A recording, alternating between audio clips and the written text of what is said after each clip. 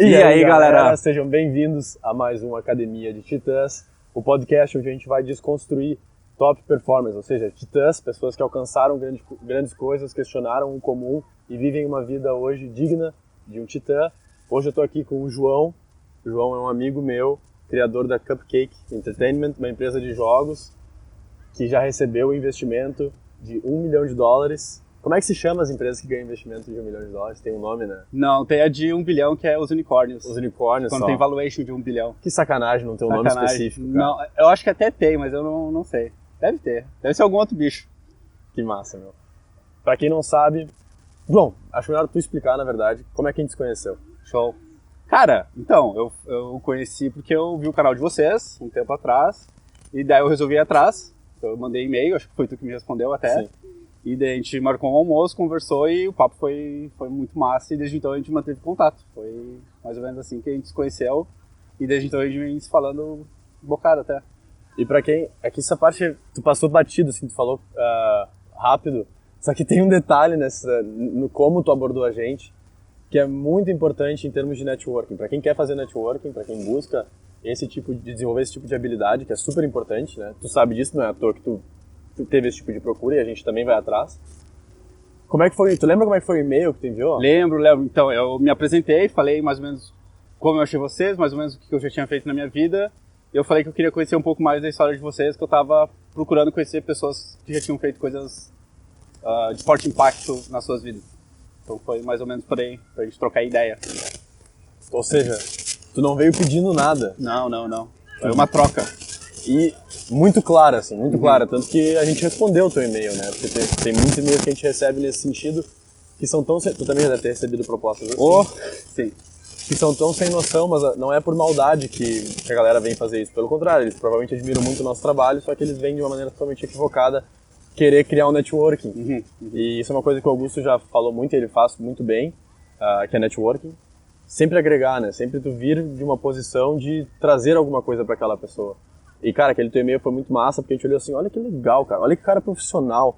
Tipo, a gente não sabia, eu não necessariamente sabia o que tu tinha feito já na vida. As coisas que tu tinha conquistado, não sabia, eu não conhecia a empresa, não conheço o mundo de games, né? Eu não sou o gamer, o Augusto é o gamer. Então eu não sabia de nada ali. Mas quando eu olhei o teu e-mail, eu pensei, esse cara é bom. Esse cara é bom, porque não é qualquer um que escreve um e-mail assim. Por mais simples que pareça, tu simplesmente te apresentar, falar o que tu fez, expor uma ideia e pedir uma troca. Tipo, o que vocês acham de trocar uma ideia em tal e tal momento, ou simplesmente tomar um café.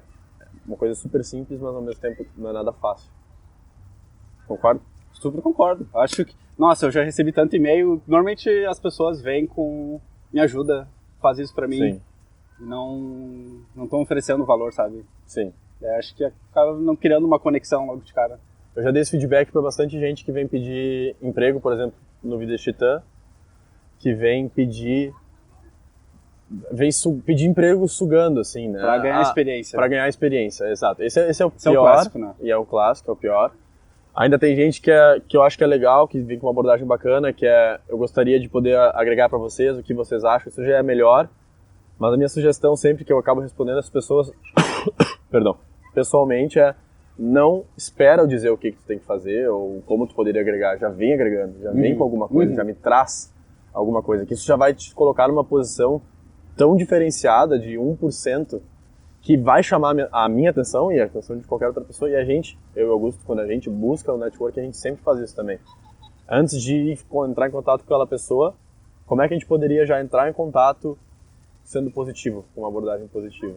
A coisa que eu mais gostava quando eu recebia esse e-mail pra vaga é quando alguém mandava ali o blog de vocês, li um post e tal sobre como vocês valorizam as pessoas de tal e tal maneira. Sim. Isso aqui é o que eu já fiz, papapá, tá aqui meu currículo, e tipo, é isso. Daí, tipo, pô, o cara leu o blog, leu o post que a gente escreveu de como vir falar com a gente, sabe? Esse tipo de coisa me animava. Mas isso era o quê? Se informou, 5%, viu, né?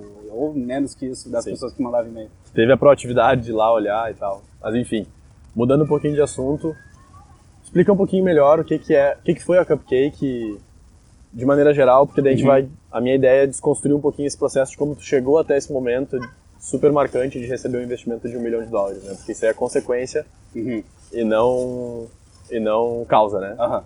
E aí, galera, nesse momento do podcast, da entrevista, a gente teve um grande problema com o áudio e ficou muito ruim de ouvir. Então eu vou resumir um pouquinho do que o João trouxe para que a gente possa dar sequência, porque o conteúdo depois ficou muito bom e o áudio melhorou bastante.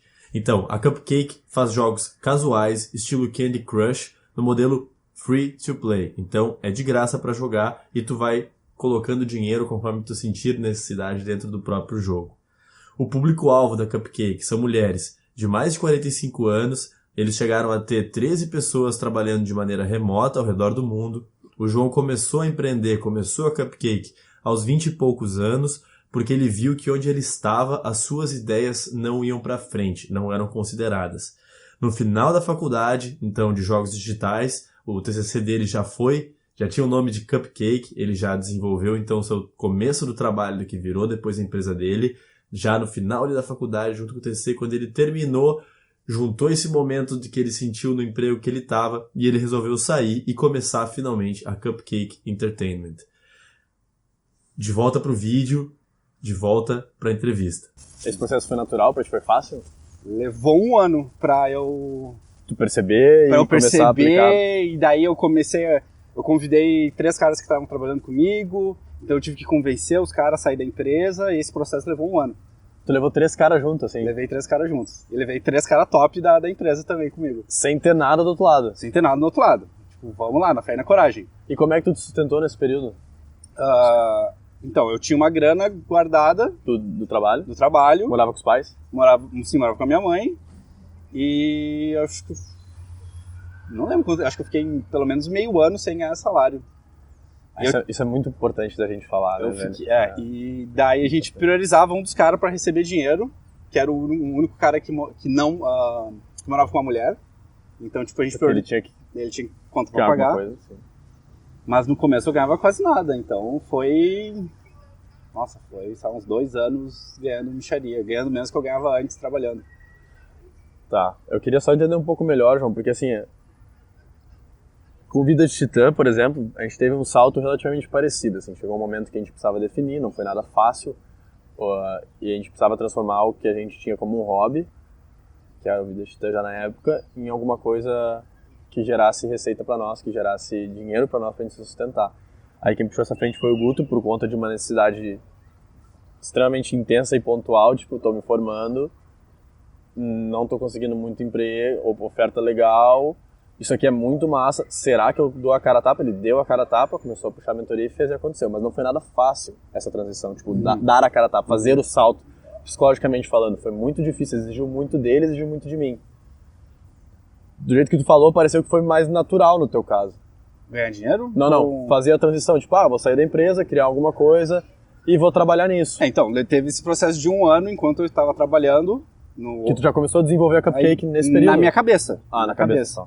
Então demorou um ano pra, de fato, daí quando eu me formei, eu cheguei no meu trabalho e falei, eu vou pedir demissão. E daí, quando os outros 3 caras viram que eu pedi demissão, eles sentiram o cutuco e um mês depois eles saíram. Saíram também. E vocês trabalhavam todos juntos no escritório? A gente fez tipo um mês remoto, depois a gente alugou um escritório e trabalhou junto por um ano, acho que um ano e pouquinho. Porque depois desse um ano e pouquinho, cada um deles foi largando da empresa e eventualmente ficou só eu de sócio. Daí eu tive que recomeçar a Cupcake. Ou seja, todo mundo pulou fora. Porque não estava gerando dinheiro suficiente ainda, a gente brigou muito porque a gente não tinha concordado o que era a empresa. A gente, tipo, vamos fazer uma empresa. Mas do que, sabe? É de jogos.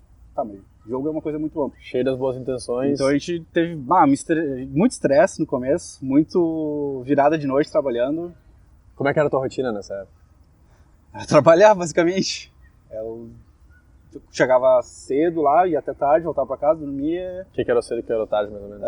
8 da manhã, acho que eu tava lá, e até pelo menos meia-noite. Isso no primeiro ano e meio? Isso no primeiro ano e meio. Daí, conforme Sem ganhar praticamente nada. Sem ganhar praticamente nada. Mas a gente foi aliviando aos poucos, trabalhando menos. No começo, se eu não me engano, a gente trabalhava sábado e domingo, mas daí a gente começou a diminuir, não trabalhar domingo, depois não trabalhar sábado. E, eventualmente, daí quando eles saíram, eu abandonei o escritório e eu tinha 2 funcionários na época. E daí, vai ser remoto agora. E daí que eu comecei como é que eu vou organizar a empresa? Os funcionários Recebiam. A prioridade era sempre pagar os funcionários. Sei como é. Quando me pagava. O negócio de trabalhar final de semana a gente também viveu, né? No começo a gente estava na faculdade ainda juntos, quando o Vida de Titã ainda é só um hobby, na verdade. E daí a gente queria fazer o Vida de Titã, o único momento que a gente tinha para trabalhar de fato nele, ou seja, produzir conteúdo e conversar e desenvolver essa ideia, esse projeto que a gente tinha, era final de semana. E eu lembro, cara, como se fosse hoje, assim, que chegou um ponto que a gente ficou 1 ano e pouco sem final de semana, praticamente, né? Claro que tem algumas exceções, óbvio, mas praticamente sem final de semana, porque era sábado, a gente acordava, a gente saía na sexta, geralmente, ou no sábado, a gente acordava, se reunia depois de almoçar, ficava até de noite, os 2 dias, tanto sábado quanto domingo, trabalhando no Vida de Titã, e daí de noite a gente ia tomar uma cerveja, sei lá. Aí depois de 1 ano e pouco, cara, a gente percebeu, meu Deus, velho, a gente não vê sol nunca, porque durante a semana a gente trabalhava e tinha faculdade, estágio de faculdade. Final de semana, durante o período que tinha sol, a gente estava dentro do meu apartamento enfurnado, fazendo vídeo, criando conteúdo. E aí a gente, nossa, meu, chegou um ponto de basta, assim. Aí a gente conversou, chega, vamos tirar um final de semana pra nós. E daí a gente pegou e começou a ir pro parque. Melhor. Pegar sol, assim, eu e ele, sol, graça. E não basta trabalhar demais, eu parei de fazer academia, eu fiquei meio ano sem fazer academia por causa do trabalho, e eu tava me alimentando muito mal. Então depois de meio ano eu, vou voltar a malhar. Depois eu comecei a voltar a comer direito. E depois eu comecei a trabalhar menos. Então foi um processo. Até que ponto tu acha que é necessário a gente... Porque eu também passei por isso, né? Em alguns momentos, em alguns meses do Vida de Titã, ou um período mais longo talvez. Tudo Vida de Titã. Só tenho energia pra isso. Eu não vencia a energia de chegar em casa e fazer coisa. A academia eu nunca larguei. Mas a alimentação, os outros hábitos todos, vários momentos, vários meses, simplesmente tudo caía. Vida de Titã, 10, 12 horas por dia. E aconteceu muito, mas nunca é sustentável, nunca foi sustentável e nunca foi positivo pra mim, em termos de pessoal mesmo, sabe? Como eu me sentia comigo mesmo. Até que ponto tu acha que viver isso, porque isso é muito comum entre vários empreendedores, essa situação. Até que ponto tu acha que viver isso é meio que faz parte, até que ponto tu acha que é falta de conhecimento sobre outra possibilidade? Eu acho que tem tá na moda essa coisa de ser workaholic e trabalhar bastante. Então eu inclusive uma vez tentei trabalhar 100 horas por semana, que eu vi o Elon Musk falando, não, porque se tu trabalhar 100 horas por semana tu tem mais chance de ter sucesso. Eu preciso trabalhar 100 horas por semana, se o cara tá falando eu preciso fazer isso. Só que eu não tava produzindo, eu tava cansado e às vezes eu levava o dobro do tempo pra fazer uma coisa que, se eu trabalhasse metade, 50 horas, que também já acima dos 40 tradicionais, sim. Mas eu consegui fazer muita coisa. Então o que hoje eu digo pras pessoas que eu converso é: tenta trabalhar menos. O que tu consegue fazer em pouco tempo? Eventualmente tu vai ter que trabalhar 12, 14 horas um dia, mas isso não pode ser a regra. Então, pra mim a regra hoje é tentar trabalhar o mínimo possível, mas eu não me importo de hoje em dia se eu trabalho sábado ou domingo, eu posso trabalhar qualquer dia. É questão de estou produzindo, estou indo de encontro com os meus objetivos. Que um problema que eu tinha também no começo da empresa é que eu não tinha um objetivo claro do que eu queria. Eu queria, viver da minha empresa. Mas como exatamente eu não tinha um caminho direitinho. Hoje em dia eu consigo criar um objetivo e criar um caminho para ele. Então, se hoje eu trabalho 4 horas, mas eu sei que essas 4 horas foram de encontro ao objetivo, estou feliz. Antigamente eu trabalhava 12 horas no dia, mas eu não sabia se eu estava de encontro no meu objetivo. Então eu não estava feliz. Eu continuava estressado ainda. Pra quem não sabe onde tá indo, trabalhei um monte tá chegando, e tem né? um montão de coisa pra fazer ainda, sabe? Era sempre isso. Tem mais coisa pra fazer. Eu nunca tava satisfeito com o que eu fazia. Isso é foda. Muito parecido, meu. É muito parecido com o que a gente viveu, velho. Muito parecido, assim. Eu acho que muita gente passa por isso. Acho que sim, meu. Acho que sim. Porque hoje em dia, o meu trabalho dentro do Vida de Titã é muito mais orientado em relação à produtividade do que tempo de trabalho, mas não tem nem comparação. E antigamente, por eu não saber exatamente onde é que eu estava querendo ir e o que era necessário para chegar onde eu tinha, de certa forma, sonhado, eu não sabia o que era necessário, como avançar, porque eu nunca tinha avançado, né? Eu meio que me sentia culpado se eu não tinha chegado onde eu queria, que no caso não tinha, estava longe de chegar, e não estava colocando trabalho para chegar lá. E daí eu forçava quando não rendia, que nem no teu caso. Eu queria conversar sobre outra coisa, ainda no fast forward, talvez em alguns anos, sobre como foi aquele momento pra ti de vai ou racha. Vai ou racha? Bom, teve mais. Pelo que eu lembro, acho que teve mais. Eu lembro do primeiro vai ou racha, que foi quando os 3 sócios saíram. Que daí eu falei, tá, agora a gente vai focar em produto próprio, a gente vai nessa direção, vamos ver. A gente tinha um dinheiro para pagar ali o time que tinha, minha mãe me ajudava, porque eu morava com ela, então tava, não tranquilo, né, mas tipo, ela me deu muita força nisso, e a gente apostou, e depois de uns meses a gente foi selecionado pro Startup Chile, que foi a nossa primeira aceleradora, que daí deu um respiro, porque daí a gente ganhou $40 mil para participar do programa. Que foi Startup Chile. Aí tu teve que ir pro Chile. Eu morei no Chile por 7 meses. Mesmo tendo essa grana, tinha lá o quanto que eu podia me pagar. O programa delimitava também isso. E era Dos 40 mil, quanto que tu podia tirar pra ti? Que era uma merreca. Então, minha vida lá era só trabalho, praticamente. Trabalho e academia. E, felizmente, a gente terminou o programa fazendo grana, conseguindo pagar o time, finalmente, com os nossos jogos, porque a gente tinha 2 na época. Então teve acho que esse foi o primeiro Vai ou Racha. O segundo Vai ou Racha foi o que precedeu o investimento. Que foi uma época que a gente olhou, a gente tinha problema no limite do cartão de crédito. Tipo, a gente tinha R$10 mil de limite. Tipo, uma empresa, tu pensa, pô, R$10 mil é pouca grana. Pensando em pessoa física, talvez, pô, é bastante, mas para uma empresa não é muita grana. Nem tanto assim, na verdade, para pessoa física. E do jeito que a gente trabalhava fazendo propaganda no Facebook para as pessoas conhecerem o nosso jogo. Então, por exemplo, a gente tinha um limite de R$10 mil. A gente podia gastar isso em propaganda.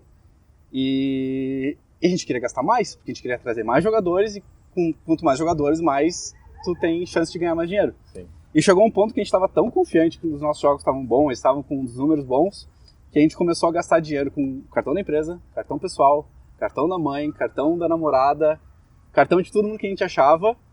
E na hora de pagar, a gente pagava os dos outros e não pagava da empresa, porque a gente não tinha dinheiro para pagar. Porque, tipo, o quanto tu gasta com uma propaganda, passou o mês, tu já tem que pagar.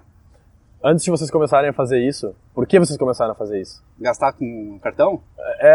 Porque vocês falou que esse foi o segundo Vai ou Racha. Qual que era a opção se não desse certo ali? Pra vocês terem que tomar essa medida? A gente ia crescer muito devagar. Muito devagar. E a gente tinha a gente tinha objetivos altos de quanto que a gente queria fazer de dinheiro, do que a gente queria alcançar, e do tipo, pô, se a gente quer alcançar isso, a gente vai ter que arriscar, e vamos arriscar nesse lance do cartão de crédito. Então a gente ficou atrasando o cartão e a gente cresceu. Acho que eu te mostrei o gráfico na última vez que a gente se viu, que foi, 3 meses só batendo recorde. E daí, depois de muito cartão estourado, muito cartão sem pagar, o investidor chamou, vamos conversar? Onde é que era esse investidor? Era da Tailândia. E eu tava indo... Na real, ele mandou a primeira mensagem em dezembro, uma semana antes do Natal, e a gente só foi falar de novo em fevereiro. Em fevereiro ele mandou a proposta. Eu lembro que eu tava em Londres participando de um evento, quando eu recebi a proposta, eu tipo, puta, não acredito. A salvação. Ah, que massa. E ali foi, nossa senhora, foi um momento... E se não viesse esse investimento, o que possivelmente iria acontecer? Eu acho que a gente tá, com a quantidade de grana que a gente estava gerando, a gente estava conseguindo aos poucos pagar os cartões. Então a gente ia continuar crescendo. Só a passos... mais devagar e mais estressante. Porque era, de certa forma, é estressante tu ver cartão não pago e acumulando juros, né? Muito estressante. Para nós foram momentos parecidos. O Augusto teve esse momento de ou vai ou racha em 2017 para ele. Aí desde então a gente esteve se sustentando com vida de titã já, mas nunca foi muito confortável. Aí o Augusto conseguiu algumas mentorias para ele que tornou mais confortável o processo para ele. E para mim sempre foi um pouco mais raso, assim, sempre foi mais difícil, até 2019. É 2019, agora esse ano, a gente começou a fazer outro tipo de conteúdo, trazer outra ideia, a gente mudou um pouquinho as estratégias da empresa, sendo que eu tinha uma deadline também, eu tinha uma deadline com o dinheiro que eu tinha, com o dinheiro que eu estava gerando até metade do ano para ou vai ou racha. Se eu não conseguisse até metade do ano, provavelmente eu ia ter que voltar para Lajeado, as coisas iam ter que mudar bastante. Acho que eu ia continuar conseguindo ficar só com vida de titã, lá com meus pais, que eu não ia ter mais custo, daí ia ser bem mais tranquilo. Só que ia mudar completamente a minha rotina de vida e trabalho aqui, que é tudo em Porto Alegre, né? A gente tem toda a equipe aqui, praticamente. O Arthur ele faz a distância. Mas ia mudar completamente, então foi uma aposta que a gente foi fazendo nas mudanças de abordagem. Tipo, vamos entregar um conteúdo diferente, vamos entregar isso aqui não sei o quê, vamos fazer isso aqui um pouco assim. Vamos criar o WhatsApp lá, o 5Jabs. Trabalhar muito, trabalhei muito em 2019, os primeiros 4 meses do ano foi muito foda, foi muito intenso. E aí veio. E aí vieram os crescimentos que a gente precisava, tá ligado? Isso foi um alívio, assim... Acho que eu conheci vocês um pouquinho antes de você atingir os 100 mil inscritos. Foi um pouquinho antes. Foi um pouco antes. Acho que a gente tava nos 70 mil ali, daí a gente fez o outro vídeo, cresceu muito. Enfim, mas daí veio o que precisava, tá ligado? Mas foram... a gente conversou um pouco sobre isso também, né? E aí eu quero entender também de ti. A gente precisou de 2 anos e meio para ter uns estalos e perceber que a gente estava indo para a direção errada em algumas coisas e redirecionar, que foi o que trouxe os resultados que a gente está tendo hoje. Tipo, depois de quanto tempo tu recebeu o investimento de $1 milhão? Foi em 2017, eu comecei a empresa em 2012. 5 anos. 5 anos. Então tu precisou de 5 anos para ter a experiência e a prática necessária para colocar o trabalho que era necessário colocar para gerar os resultados para atrair esse investimento, né? Eu já fiz uma retrospectiva da minha empresa, eu gosto de separá-la de 2 em 2 anos. Tipo, o 2012 e 2013 foi o começo de tudo, onde comecei e os sócios saíram. 2014 e 2015 foi quando a gente participou de 2 aceleradoras, que foi quando a gente começou a gerar dinheiro. 2016 e 2017 foi quando a gente começou a crescer e conseguir investimento. E daí em 2018 a gente tava... Nossa, foi um ano bom e ruim, porque a gente estava fazendo muita grana, estava pagando muito bem a galera, mas daí a gente teve uma crise ali em outubro, que a gente rateou nos projetos, e 2019 foi quando a coisa voltou a melhorar, e daí com a coisa em alta foi quando eu decidi sair da empresa. Porque aconteceu isso, né? Agora, quando tu foi conversar com a gente, já tinha decidido sair já. Por que tu decidiu tomar essa decisão? Eu tirei férias, depois de... Acho que eu tinha ficado acho que foi uns 3 anos que eu fiquei sem tirar férias. E eu lembro que meus funcionários sempre falavam, João, você tem que tirar férias, é bom pra cabeça e tal. E eu, que mané férias, tem que trabalhar, sabe? Tem que produzir. Eu tinha essa mentalidade. E daí, de tanto me pilharem, eu, quer saber, eu vou tirar férias. E nas férias eu comecei a refletir no que eu queria pra vida. E eu vi que eu queria outra coisa pra mim na vida. Não queria mais trabalhar com jogos. Eu vi que a parte que eu mais gostava do meu trabalho era essa parte de ajudar o meu time a realizar coisas. E daí eu, pra eu saber o que eu vou fazer, eu preciso sair da empresa, me dar um tempo pra mim e refletir a respeito. E depois de um mês, mais ou menos, eu decidi que eu ia trabalhar com consultoria e que meu objetivo ia ser ajudar outras empresas a serem mais saudáveis e eficientes, para não passarem pelas merdas que eu passei na minha vida. Quais são as principais merdas que tu vê? Trabalhar demais, se estressar demais, trabalhar nas coisas erradas, porque a gente tem a mania de vou fazer isso porque sim, não porque vai ajudar. Não ter feedback entre as pessoas próximas do teu time, sabe, compartilhar a visão de onde tu quer chegar, que hoje em dia são coisas que eu considero básicas, mas quando eu converso com outros empreendedores que estão começando, eles... eu não sabia disso no começo, né? Mas hoje, de tanto bater cabeça, agora, não. Tanto que agora que eu tô começando esse negócio, o que eu quero com ele? Onde eu quero chegar? Então eu já tô respondendo essas perguntas para mim mesmo, para eu não ter estresse, sabe? Que um ano e, passou um ano e eu não fiz nada, sabe? Por isso que eu vejo que a situação que a gente viveu, de certa forma, trabalhar de maneira mais burra do que inteligente, é mais por falta de conhecimento e direcionamento do que necessariamente uma necessidade de tu passar para tu amadurecer, porque imagina se tu incorpora essas medidas que tu aprendeu e foram tão importantes para tua empresa dar certo e para render o trabalho em alguém que está começando, ele já vai logo de começo direcionar o trabalho dele com essas ferramentas que vão facilitar muito o trabalho dele. Vão facilitar muito a visão dele do que é realmente importante, do que cuidar, do que valorizar, como nutrir o sentimento de equipe, como criar uma visão. E daí eu acho que uma pessoa dessa vai conseguir olhar para outra visão e dizer, não preciso fazer isso. Isso aqui funciona muito melhor, isso aqui é muito mais sólido, vai me levar para onde eu quero de maneira muito mais confortável. Então, enfim, essa é só uma ideia que eu tenho. Eu era muito adepto ao hard work, não ao smart work. Que hoje em dia tá até na modinha falar de smart work, trabalhar inteligente, não só trabalhar duro. Então, para mim, o que importava antes era tempo trabalhado, não valor gerado. Isso tá muito errado. Contava as horas, né? Eu contava as horas para mim mesmo. Senão o cara se sente culpado, né? Daí tem aquelas piadinhas também. Já tá indo embora agora, eu fazia essas piadas com meus funcionários. Tá desmotivado? Tu fazia essas piadas? Que merda. Não, tá errado isso, sabe? Não... Tá nutrindo um tipo de, né, de É. comportamento que é muito destrutivo, é uma culpa muito grande o tempo inteiro. Mas o que eu queria te pedir em relação agora, saindo um pouco da parte do corporativo, de como foi esse processo, de como foi essa jornada, que foi muito massa. Eu já sabia de muita coisa, né, por causa das nossas conversas. E indo um pouquinho pra parte pessoal, assim, em termos de desenvolvimento humano, que é uma coisa que tu sempre absorveu, né, à toa que tu caiu na vida de titã. O que tu considera que tu aprendeu em termos de ferramenta, hábito, mentalidade, que hoje te torna um João muito diferente do João que começou a Cupcake lá atrás? Nossa, eu gosto de pensar que no livro Princípios, do Dale Ralliho, ele fala que se tu não te achar o teu eu de um ano atrás idiota, é porque tu não evoluiu o suficiente. Sim. Então eu sempre gosto de achar que alguma coisa minha de um ano atrás eu era idiota. No sentido, não era bom em tal coisa. Sim. Sabe? Então, pô, tô me perguntando lá do começo da empresa, nossa, é muito diferente. Eu quero esse contraste, tá ligado? Porque tu tinha uma rotina completamente diferente da rotina que tu tem hoje, se eu sei, em termos de o que tu fazia, né? Como é que tu lidava com o trabalho, enfim. Acho que uma coisa, talvez a mais marcante, eu se algum funcionário meu ouvir vai dar risada, que eu não aproveitava a vida. Meu foco era trabalhar e não aproveitar a vida. Até meu psicólogo falava isso, tipo, por que tu trabalha? O trabalho não é o fim, é o meio, sabe? Uhum. Então eu tinha essa coisa do trabalhar e deu, foda-se. Então eu comecei a ser mais relax na vida, sabe? Não me estressar com muita coisa, desde... Eu era uma pessoa muito estressada no trânsito, por exemplo. Dirigia, eu buzinava, alguém me cortava, eu filha da puta, sabe? Eu tava...